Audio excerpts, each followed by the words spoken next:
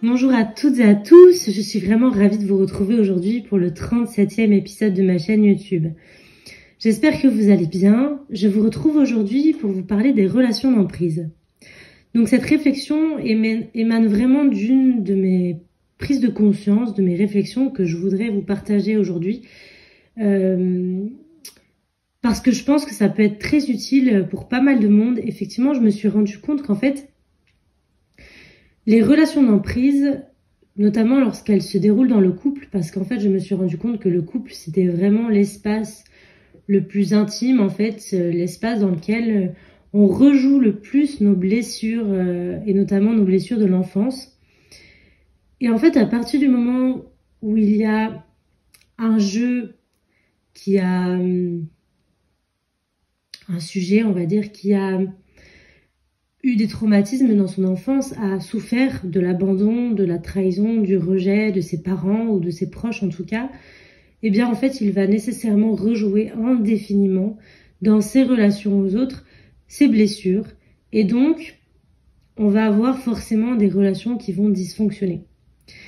Et ça se joue notamment dans le couple parce qu'en fait deux jeux qui sont dysfonctionnels, je, J-E, vont donner un nous dysfonctionnel.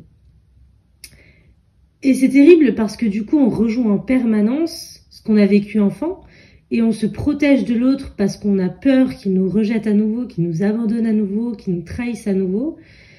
On prend l'autre finalement pour son parent d'une certaine façon. On se comporte, nous, comme un enfant et finalement, les relations ne sont que des jeux de rôle où l'un passe de l'enfant au parent et l'autre du parent à l'enfant, et ça se joue de manière continue. Alors souvent, j'ai remarqué que la femme dans notre société est plutôt une mère, elle est plutôt maternante, elle est plutôt protectrice et douce envers souvent son conjoint. Donc là, on va parler d'un couple vraiment hétérosexuel. Mais j'imagine que dans les couples homosexuels, ça peut aussi se passer de la même façon à partir du moment en fait où il y a une énergie yin et une énergie yang, donc une énergie masculine et une énergie féminine, yang et yin du coup. Mais dans les couples hétérosexuels, du coup, on va trouver souvent une femme, une mère qui va prendre en charge en fait son compagnon, prendre en charge le foyer, prendre en charge toutes les tâches possibles et inimaginables. Et en fait, c'est aussi une histoire de culture, c'est-à-dire que dans notre société, le père, le patriarche, était celui qui ramenait l'argent à la maison, qui était donc celui qui avait l'autorité, mais il ne s'occupait en fait pas du tout de la cuisine, du ménage et de la maison, du foyer de manière générale. Donc en fait, il ramenait l'argent, mais c'était tout. Le reste, c'était la femme qui s'en occupait et qui prenait en charge. Et en fait, je me rends compte qu'on a gardé quelque part cette conception de la femme à la maison et qui prend en charge le foyer, et de l'homme qui est censé du coup ramener encore l'argent à la maison. Sauf qu'en fait, ça ne se passe plus vraiment comme ça puisque la femme va aussi travailler. Le problème là, c'est que du coup, on a une femme qui va travailler, qui prend en charge tout le foyer, plus son compagnon, mais du coup, on peut que imaginer la charge mentale et la fatigue de la femme qui du coup se comporte comme une mère vis-à-vis de tout le monde, de ses enfants, mais aussi de son compagnon. Et son compagnon, lui, qui finalement se comporte comme un enfant et se laisse complètement vivre et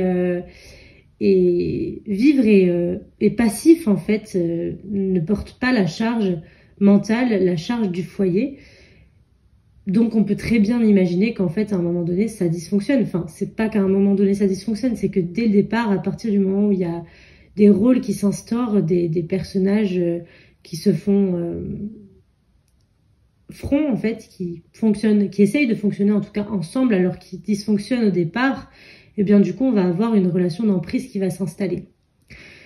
Finalement on se rend compte que l'emprise elle est présente dans la plupart des couples, si vous regardez bien, dans en tout cas énormément de couples, parce que l'emprise pour moi c'est à partir du moment où c'est toxique, où il y a du coup des dysfonctionnements, des blessures, des traumas qui se rejouent dans la relation de couple, eh bien on va avoir nécessairement de la toxicité, parce que du coup il y aura beaucoup de colère, de la rancune, de l'amertume, il y aura des relations de pouvoir, il y en a un qui essaiera de dominer l'autre, parce que par exemple la femme est une mère vis-à-vis de son compagnon, et bien du coup elle va se permettre des choses qui ne sont pas permissibles, parce que du coup elle a une position de pouvoir par rapport à lui, qui lui du coup peut se sentir incapable et diminué et inférieur par rapport à sa femme ou sa compagne, qui a le lead et prend en charge le foyer.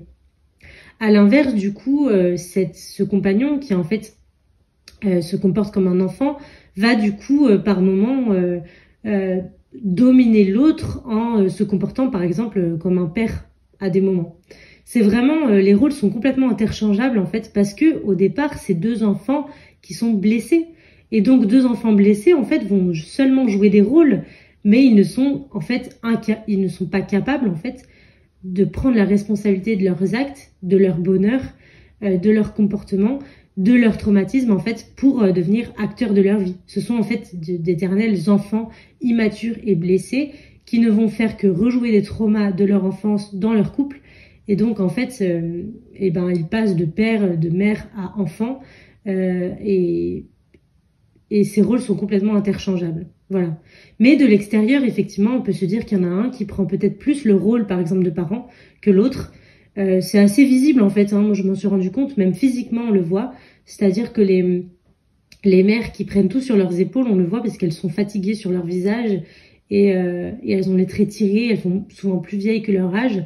Alors que les hommes qui ne prennent rien en charge et qui sont comme des enfants, en fait, on le voit, ils ont des visages, en fait, de poupons, de bébés et ils font plus jeunes que leur âge. Voilà, donc c'est assez intéressant, j'avais envie de vous partager cette réflexion. Et donc, en fait, l'emprise, à partir du moment où il y a des dysfonctionnements dans le couple et que donc deux jeux brisés, on va dire, dysfonctionnants au départ, donnent un nous dysfonctionnel et donc toxique. Et donc, finalement, il y a de l'emprise puisque, du coup, les deux ont besoin l'un de l'autre. Enfin, c'est ce qu'ils croient en tout cas, ils ont besoin l'un de l'autre pour être d'une certaine façon dans leur rôle et donc pour se sentir, ils ont cette illusion-là d'avoir besoin de l'autre pour être heureux parce qu'en fait, si l'autre s'en va, du coup, ils ne peuvent plus jouer le rôle qu'ils s'étaient attribué dans le couple. Et donc, du coup, l'autre ne peut pas partir. Ça devient une relation d'emprise à partir du moment où il y a de la possessivité. On ne veut pas que l'autre parte parce que s'il part, eh bien du coup, d'une certaine façon, on sera obligé de remettre en question notre rôle, le rôle qu'on a joué pendant parfois des années dans la relation de couple. On va être obligé aussi potentiellement de se remettre en question face à soi-même dans cette solitude. On va être juste face à soi-même, face à ce vide interne que l'autre, d'une certaine façon, venait combler. En tout cas, c'était une totale illusion parce qu'en fait, l'autre ne peut jamais remplir un vide qu'on n'a soi-même pas rempli, en fait. On est toujours éternellement le créateur de notre propre bonheur et si on attend que les autres viennent nous apporter ce bonheur, en fait, on sera éternellement déçu. Personne ne peut nous apporter ce bonheur qui réside en fait à l'intérieur de nous. On est capable d'absolument tout et si on a une fiole qui est vide au départ, si on a un trou béant dans la poitrine, personne ne pourra venir combler et mettre de la pommade sur ce trou. Il n'y a que nous, en fait, qui puissions réparer l'enfant qui a été blessé dans l'enfance. Il n'y a que nous qui puissions rassurer, mettre en sécurité cet enfant qui a souffert, en fait, et qui s'apparente à l'enfant intérieur, en fait, tout simplement. Mais c'est, je veux dire, à un moment donné, si on a vécu des violences, par exemple, dans notre enfance, mais cet enfant, il a peut-être potentiellement besoin de pleurer, de crier, d'être en colère, envers ses agresseurs, par exemple. Et si on lui muselle juste la bouche et qu'on lui interdit de parler, on lui interdit de crier, on lui interdit d'être triste, eh bien en fait cet enfant, il continue de souffrir à travers l'adulte que nous sommes devenus. Et c'est en ça que du coup, on arrive à des relations super dysfonctionnelles parce que l'enfant qui a souffert n'a jamais été entendu et écouté par le nous devenu adulte. Et donc, on perpétue indéfiniment les blessures, les traumas, les souffrances qu'on a vécues dans l'enfance et on les rejoue en permanence jusqu'à ce qu'on les traite, en fait. C'est aussi simple que ça, c'est que du bon sens, en fait. Ce que je raconte, c'est vraiment... si vous dites à un enfant de se taire et de ne pas pleurer, de ne pas être en colère, son émotion, elle est toujours là, elle n'a pas disparu. Elle est juste mise sous silence jusqu'à ce qu'à un moment donné, elle puisse avoir l'espace de vraiment être exprimée, de vraiment... sortir pour pouvoir être libéré. Il n'y a que ça, en fait, qui puisse vraiment permettre à l'adulte que nous sommes de devenir un adulte mature et responsable et créateur de notre vie. tant qu'on ne le fait pas, tant qu'on n'écoute pas cet enfant qui a souffert, qu'on continue de le museler, de le faire taire, de mettre sa souffrance sous le tapis, en fait, eh bien, on continue de répéter indéfiniment les mêmes schémas et de rejouer sans cesse les traumas qu'on a vécu enfant pour pouvoir, en fait, s'en sortir véritablement et les transcender. Et le jour où on décide d'écouter cette souffrance, eh bien, c'est là où elle peut être libérée et ne plus jamais revenir, en fait. Et donc, à partir de là, on peut entretenir des relations qui sont fonctionnelles avec les autres et être vraiment dans le lien. Parce que tant qu'on est dans ces traumatismes d'enfant, on attend du coup que l'autre vienne combler des manques, on attend de l'autre des choses qu'il ne peut pas nous donner, en fait. Donc, on attend indéfiniment quelque chose qui ne viendra jamais. On est éternellement déçu, frustré, en colère, amer, dans la rancœur. Et donc, ça crée vraiment des relations ultra toxiques dans lesquelles il y a beaucoup d'ailleurs de non-dits, de tabous. Ça, je l'ai hyper remarqué. C'est qu'en fait, du coup, on finit par se taire et ne plus rien dire. Et dès par contre, on explose de colère par moment. Donc, ça abîme encore plus la relation. Et donc, finalement, on ne prend ni soin de nous, ni soin de l'autre, ni soin de la relation. Et on n'est que dans une relation qui est non seulement dysfonctionnelle, mais égoïste, puisqu'on attend de l'autre des choses qu'il ne peut pas nous donner. On essaye de le changer par tous les moyens, alors que l'autre est tel qu'il est, en fait. Et c'est à lui de savoir s'il a envie, à un moment donné, d'être différent, ou de changer certaines choses, d'améliorer certaines choses. Mais ce n'est pas à nous d'exiger de l'autre qu'il soit différent, en fait, et qu'il change. Et ça, c'est le plus grand la plus grande illusion des couples de notre temps. Alors, je ne sais pas si c'était comme ça avant, mais en tout cas, de notre temps, c'est comme ça. On essaye de changer l'autre par tous les moyens. Donc, on prend quelqu'un qui correspond à peu près à nos attentes. Et puis, on le prend déjà, en fait, parce que clairement, la résonance est ultra puissante. Donc, ces traumas résonnent souvent avec mes traumas. Et donc, on va vers quelqu'un qui complète, en fait, les pièces manquantes du puzzle. Et donc, sa toxicité résonne avec la mienne. Et du coup, finalement, on finit par faire un couple qui ne va absolument pas fonctionner.